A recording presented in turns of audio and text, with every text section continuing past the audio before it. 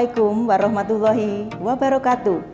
Halo pemirsa, selamat datang di channel YouTube Unida Malang dalam program Bincang Santai seputar ilmu pengetahuan dan isu-isu terkini. Jangan lupa share, like, komen, dan subscribe.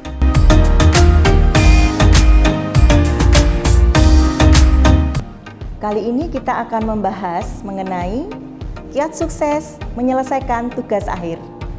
Bersama kami telah hadir narasumber yang berkompeten di bidangnya, Ibu Dr. Arisa Permata, SPD MPD. Beliau adalah dosen Fakultas Psikologi Universitas Wisnuwardana Malang.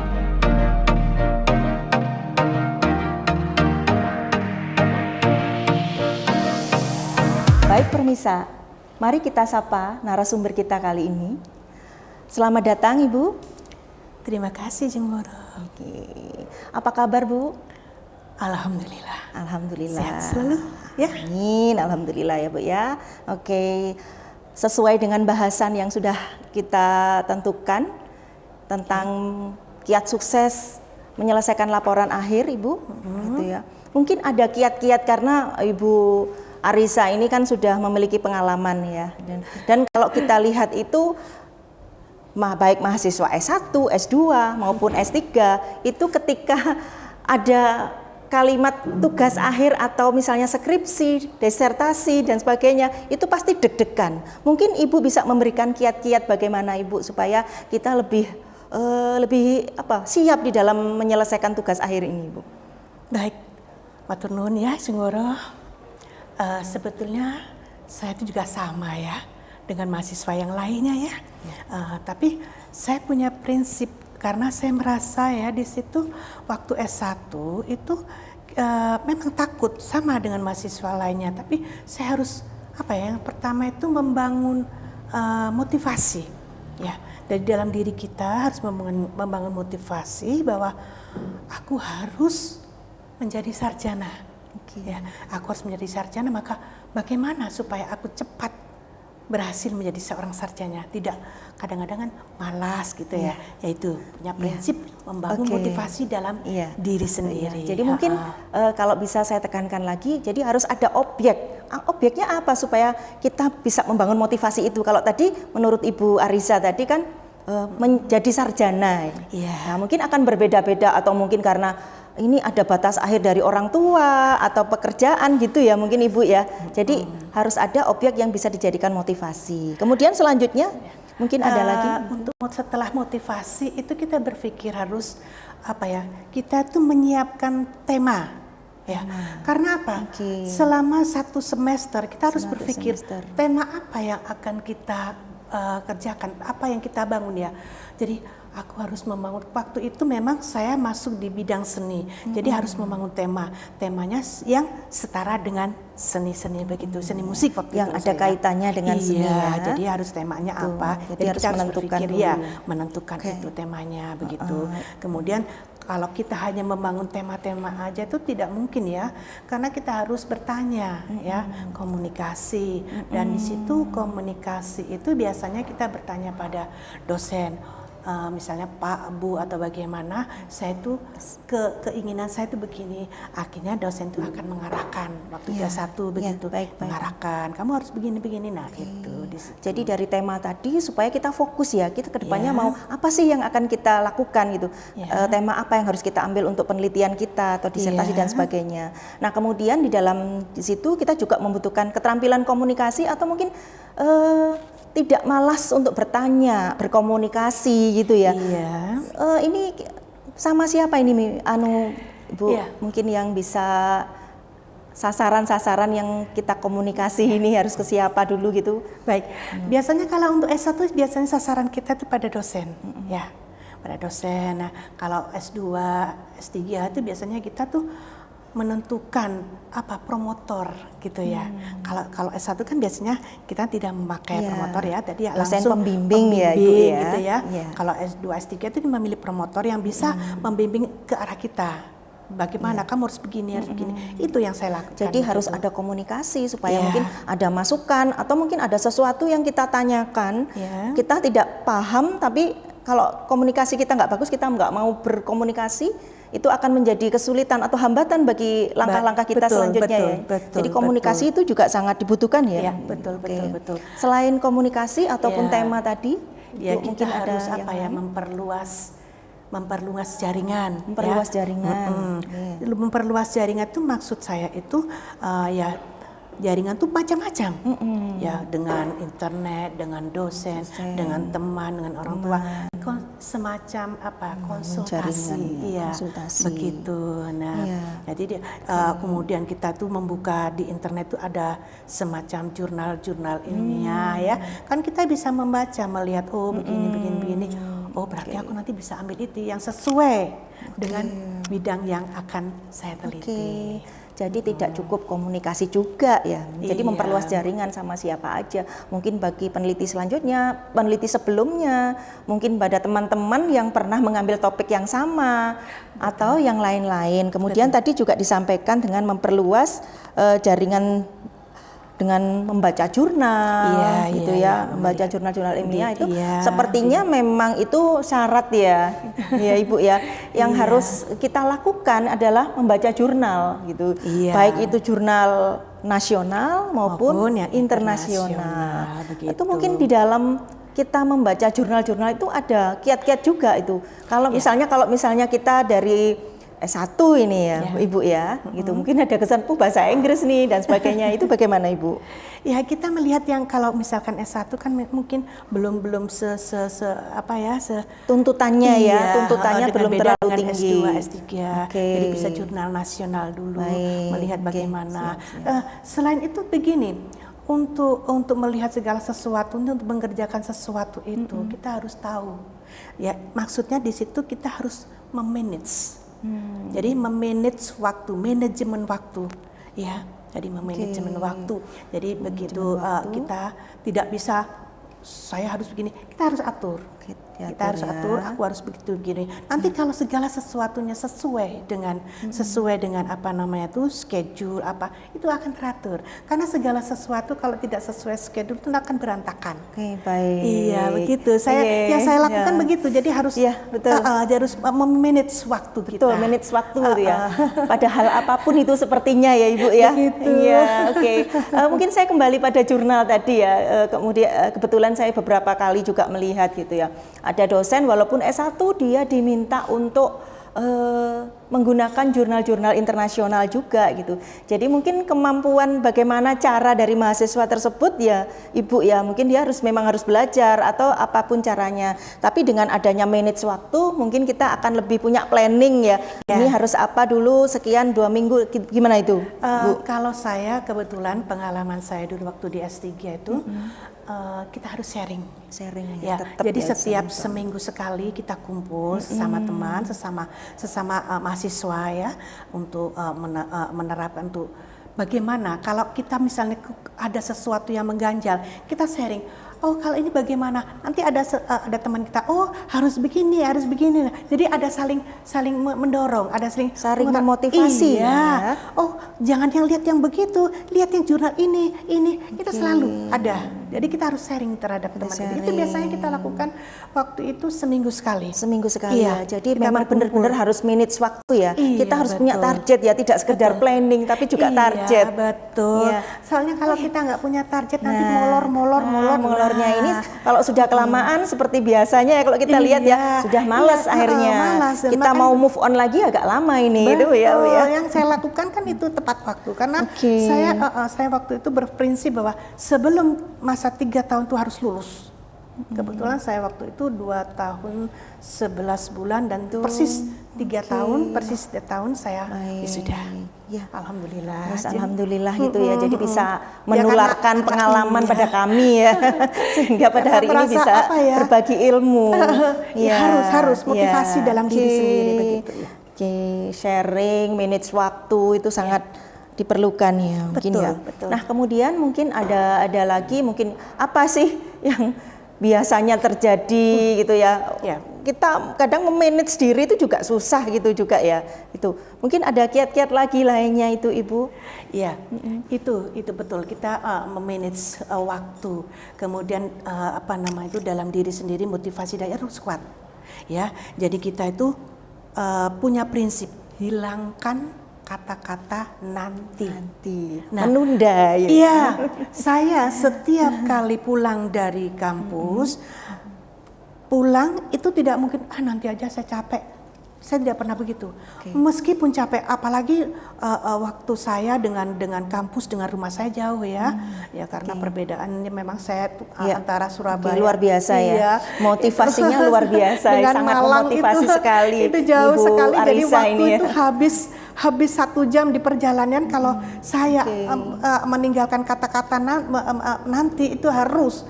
Kalau saya nanti capek, hilang. Yang ada dalam pikiran tuh hilang. Karena apa? Yang selama ada dalam pikiran di kampus itu biasanya itu saya catat. Saya membawa kertas kecil ya. Saya harus membuat ini. Kalau saya tidak mencatat, karena memang saya pelupa ya, membuat catatan, saya harus makan ini di rumah, saya taruh kembali di tas.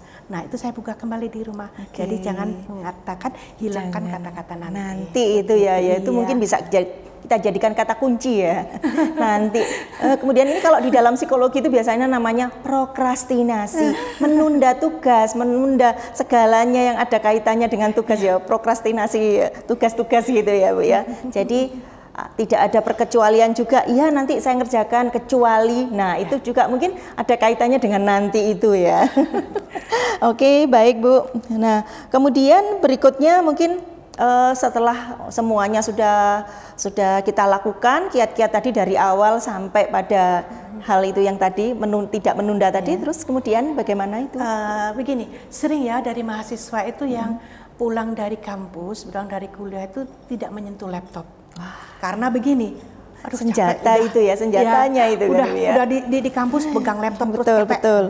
Kalau saya tidak, jadi jangan hilangkan untuk menyentuh laptop ya. Jadi laptop itu sentuh laptop itu tiap malam.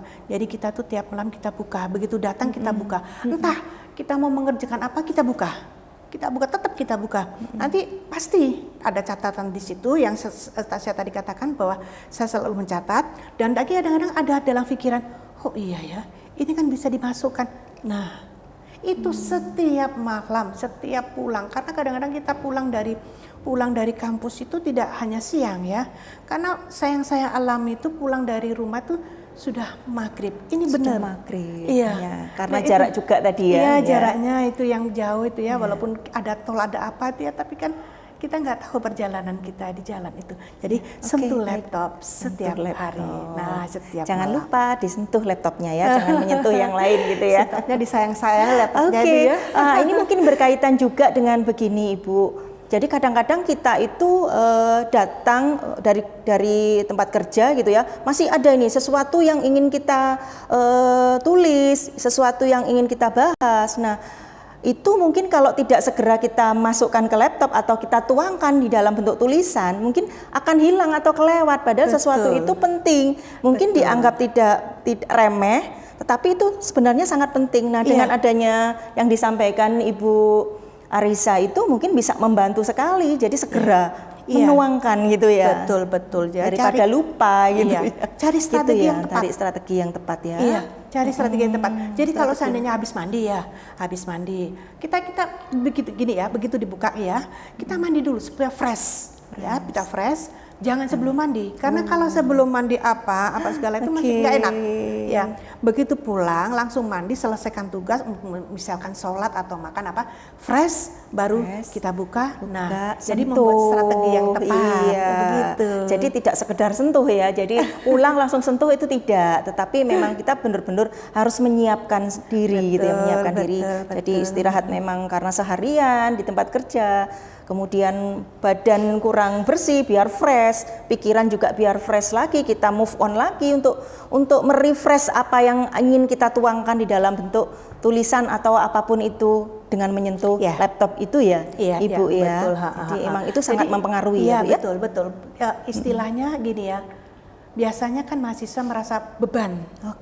Ya, benar-benar beban gitu ya. Aduh, kok harus ini nih? Wah, aku kiat-kiatnya kok harus nyentuh laptop lah, betul. Yang inilah gitu. Beban, kayaknya kalau gitu, waduh gitu ya, Bu ya. Jadi gini, punya prinsip gini, buat enjoy aja. Jadi penelitian itu buat enjoy bahwa aduh enaknya seperti saya misalkan ya meneliti tentang musik, tentang apa, itu saya terjun langsung ke permainan drum, itu langsung apa kan saya meneliti tentang musik, tentang itu ya. Rumah musik segala itu. Nah, itu enjoy aja. Kita main drum atau apa. Nanti atau sesuai hobi ya Mia, iya, kita selingi. Jadi makanya kalau hobi. kita membuat penelitian itu yang sesuai dari apa yang kita inginkan. Kalau itu tidak sesuai akan menjadi beban. Jadi di sini adalah penelitian itu buat enjoy aja begitu.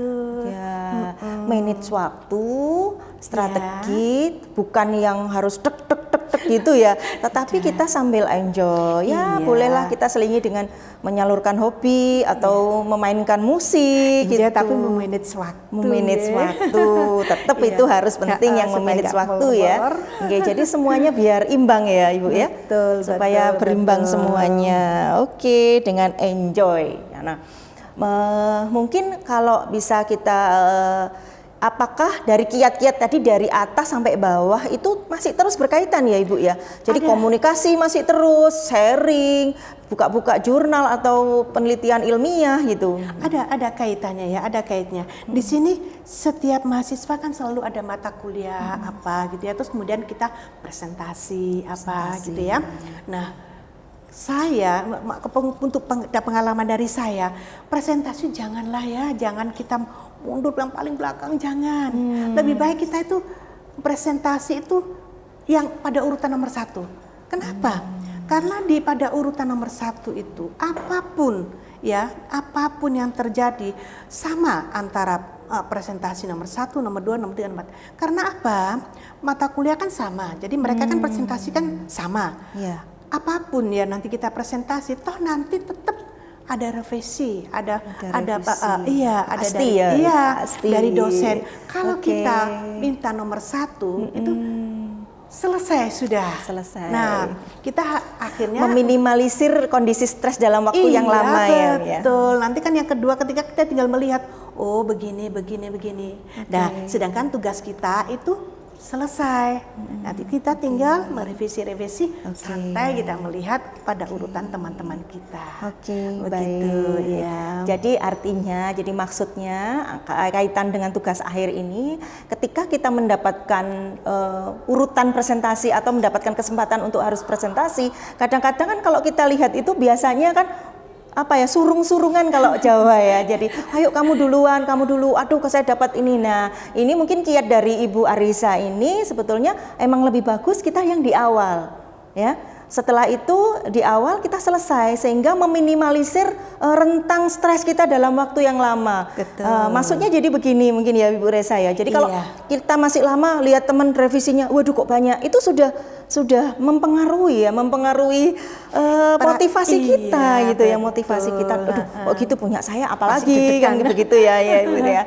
Jadi seperti itu mungkin ya. Ini mungkin yang bisa kita ambil ya, kiat-kiat yang bisa kita tiru ya dari Ibu Arisa ini yang sudah berpengalaman sampai di S3 ya. Mungkin kita doakan untuk lanjut lagi. Ada lagi, Jeng.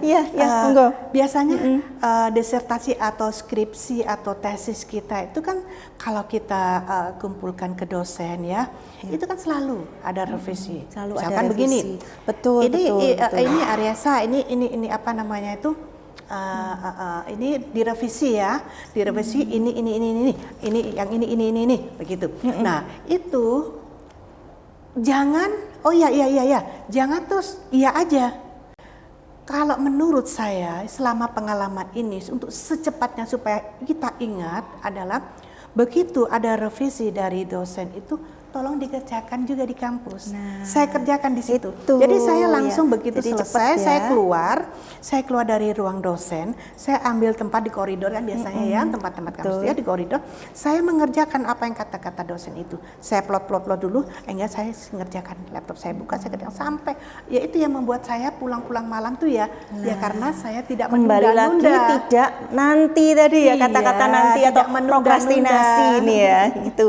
Nah, kenapa ini jadi ini juga dilema juga Ibu, karena kalau kita lihat sih memang ada mahasiswa baik S1, S2, S3, nah itu ada yang berhenti gitu lah, mau memulai lagi juga itu memulai lagi itu agak susah. Malah mereka ada yang sama sekali tidak mau melanjutkan lagi gitu ya. Iya. Nah ini mungkin ya kita atau mereka tidak menjalankan beberapa strategi-strategi itu yang harus dilakukan gitu ya, sehingga sampai tidak selesai studinya, kemudian sampai juga ada yang stres loh ini Bu. Iya, banyak yang stres. Saya biasanya sama teman-teman saya yang satu sharing-sharing itu teman-teman itu. Nah itu biasanya begini, bagaimana, apa masih ada apa kendala-kendala. Nah kita kumpul lagi itu. Jangan pernah kalau kita kumpul itu jangan pernah, aduh bagaimana ya ini aku begini. Jangan, hadapi semua dengan senyum. Ya. Jadi semua itu hadapi dengan senyum ya. Kemudian jangan pernah merasa stres. Karena semua segala sesuatunya untuk mendapatkan yang indah itu tidak gampang. Ya, penuh dengan pengorbanan. Semuanya ya pasti. Itu memang yang sudah di ini kan ya, dimanapun siapapun apapun ya gitu ya. Betul, saya dimulai dari S1, S2, S3 itu semua saya apa ya, ikutin jarak jauh semua. Maksud saya itu dari tempat saya itu Surabaya, Pandaan Malang itu saya di tengah-tengah. Itu jaraknya jauh semua ya. Kebetulan waktu itu kan juga ada Lapindo, belum ada Lapindo juga dia yang bikin susah ya. Akhirnya kalau kita tidak buat enjoy dengan senyum. Jadi harus pinter memanage diri juga ya, baik secara fisik maupun psikologis ya ini ya. Olahraga mungkin juga ya harus imbang juga ya. Ini kalau kita melihat itu, kemudian komunikasi dengan teman tetap gitu ya. Jangan terus misalnya kita dapat revisi dan terus kita menarik diri dan sebagainya. Jadi terus tetap berjalan ya. Untuk pokoknya gini ya, kita tuh harus senyum lah, jangan cemberut. Nanti tambah di sini blank. Iya, jadi waktu kita pertemuan tuh ketawa-ketawa aja. Senyum itu bisa jadi mindset juga ya Mi ya. Kalau kita senyum berarti kita bahagia kan gitu ya. Bisa kita jadikan mindset gitu ya. Betul. Nanti kalau kita kumpul sama teman-teman, kalau kita lagi semuanya pada jutek-jutek semua, ayo kita makan sambil berpikir. Itu biasanya begitu teman-teman saya. Nah, itu akhirnya dengan kesabaran, dengan senyum gitu ya, itu semuanya tuh harus apa ya namanya tuh gabung ya, nggak bisa kita sedikit-sedikit mengeluh ini gimana, nggak bisa. Tapi untung ya teman-teman saya semua itu juga enak semua diajak ngobrol. Alhamdulillah ya, kita dikelilingi dengan orang-orang yang baik, yang support gitu ya Mi ya. Amin, iya betul. Nah itu, dan satu lagi mungkin apa ya, semangat pada diri sendiri. Iya, betul. Karena dalam diri saya begini ya kita tidak bisa memungkiri ya, kita tuh kuliah itu biaya. Apapun yang terjadi tuh selalu ada biaya. S1, S2, S3 ya. Kalau kita tidak punya semangat sampai ini, itu kan molor. Akhirnya ya, molor. Nah, kalau molor itu kan kita harus bayar. Betul, itu lagi yang harus diinikan ya. Kan kasihan orang tua kita. Betul. Iya, waktu. Kasihan nanti bagaimana berpikir, kasihan orang tua. Lebih baik punya prinsip cepat lulus, biasa orang tua kita bisa hemat dengan biaya tersebut. Gitu ya, Mia. Mungkin ini lagi Mi, Ibu Arissa ya, mungkin ya. Support. Nah, tentang support nih, kira-kira yang sangat berperan dalam menyelesaikan tugas akhir ini, kalau menurut Ibu Arissa selama mengerjakan kemarin gimana Mi? Support dari siapa itu? Ya, kalau selama ini saya yang paling support itu adalah anak dan suami karena saya sudah berkeluarga ya. Sudah berkeluarga. Karena jarak antara rumah saya dengan tempat kuliah itu jauh. Kalau tidak ada support dari mereka, nanti sampai di rumah makan belum ada ya. Itu kalau mereka tidak pengertian. Betul sekali. Kalau mereka tidak pengertian, kok belum ada apa-apa gitu. Nah itu jadi mami kemana gitu ya. Kan ya sudah berkeluarga mengerti ya tentang itu ya. Apalagi suami biasanya minta ada makanan sudah ada di meja begini, mana istriku mana. Kalau tidak disupport itu, apalagi nanti kalau saya datang marah-marah begini-begini, kan ini rasanya aduh capek sekali ya. Orang saya tuh ingin saya kuliah itu ingin apa ya, supaya suami itu senang, supaya anak itu mamaku bangga. Mamaku gitu sudah punya anak gede-gede, misalkan Nanti begitu ya. motivasinya Tapi, masih ini, tapi gitu, masih mau sesuatu. kuliah. Nah, itu oke. jadi anak jadi ikut, anak jadi ikut begitu. Jadi support anak itu juga banyak sekali. Mama harus nggak boleh capek-capek ya, Mama pulang. Kadang-kadang saya itu kadang-kadang juga merasa terharu ya. Anak saya itu sudah melakukan semuanya sampai di rumah. Gitu. Oke, baik. Terima kasih, sangat bermanfaat sekali sharing kita hari ini, Ibu Arisa ya. Iya. Terima kasih sekali. Nah, kemudian mudah-mudahan juga bermanfaat juga bagi semuanya ya, Umi ya. Baik, amin. Mudah-mudahan ya semuanya. Oke, terima kasih. Baik, sebelum kita akhiri mungkin ada closing statement dari Ibu Dr. Arisa. Silakan, Ibu. Ya, begini ya. Jadi kalau untuk kiat sukses menyelesaikan tugas akhir ya, tugas akhir itu adalah yang pertama itu adalah motivasi ya, kemudian menyiapkan tema, Intinya ya, intinya ya, menyiapkan tema, kemudian komunikasi, apalagi ya memilih promotor atau kalau untuk yang S2, S3 memilih promotor yang tepat ya. Kemudian memperluas manage waktu jaringan juga ya, itu yang tadi yang penting, waktu, manage waktu ya. Okay. Kemudian sharing terhadap diskusi terhadap teman begitu ya. Kemudian jangan lupa sentuh laptop setiap malam setelah kita pulang dari kampus, kita mandi dengan segar, kita harus membuka laptop setiap hari, setiap malam itu ya.